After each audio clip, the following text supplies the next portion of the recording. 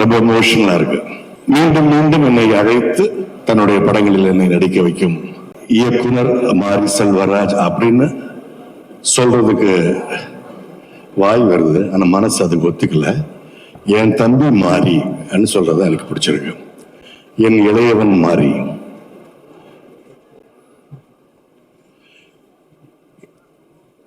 கிட்டத்தட்ட 20 ஆண்டுகள் அந்த பயணம். எவ்வளவு விஷயம். 3 படத்திலும் மாறி எனக்கு கொடுத்த அந்த ஒரு கேரக்டர் பார்த்தீங்கன்னாக்கா, அதோட ஸ்கிரீன் ஸ்பேஸோ ஸ்கிரீன் டைம் ரொம்ப கம்மியாக தான் இருக்கும்.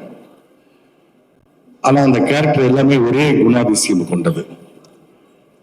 என்ன குணாதிசயம் அப்படின்னா, நிஜ வாழ்க்கையில எனக்கும் மாறிக்குமான உறவை, நட்பை, அன்பை பிரதிபலிக்கும் ஒரு விஷயத்தை ரிஃப்ளெக்ட் பண்றதுதான் அந்த கேரக்டர்.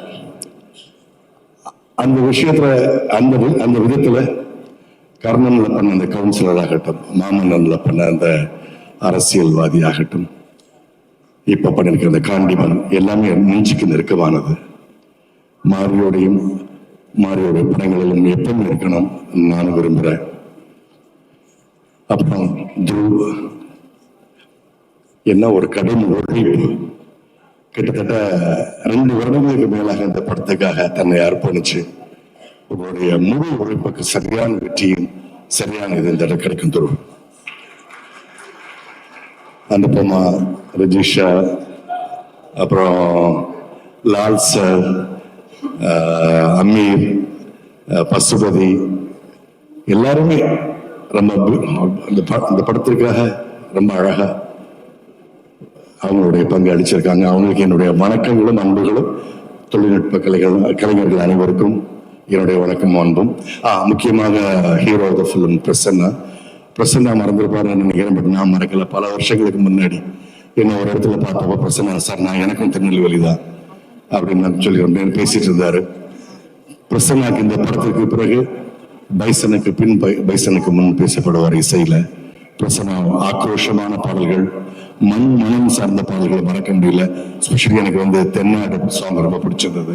எந்த சாங் பிடிக்கும், எல்லாமே ரெக்க எல்லாமே நல்லா இருந்தது.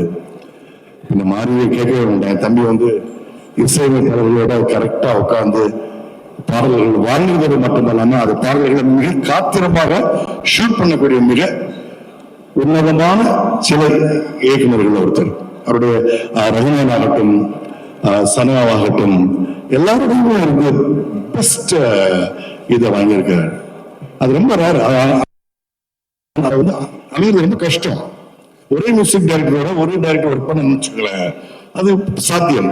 வேற மியூசிக் டைரக்டரோட போய் வர்றப்போ அவங்க எல்லாரும் கூடயுமே தி பெஸ்ட் கொண்டு வர்றது மாரியோடைய இதுதான். ரஞ்சித், அப்ளாஸ் என்டர்டைன்மெண்ட், நீங்க எல்லாருமே இந்த படத்தை தயாரிச்சதுல எங்களுக்கெல்லாம் மிகுந்த மகிழ்ச்சி. நன்றி.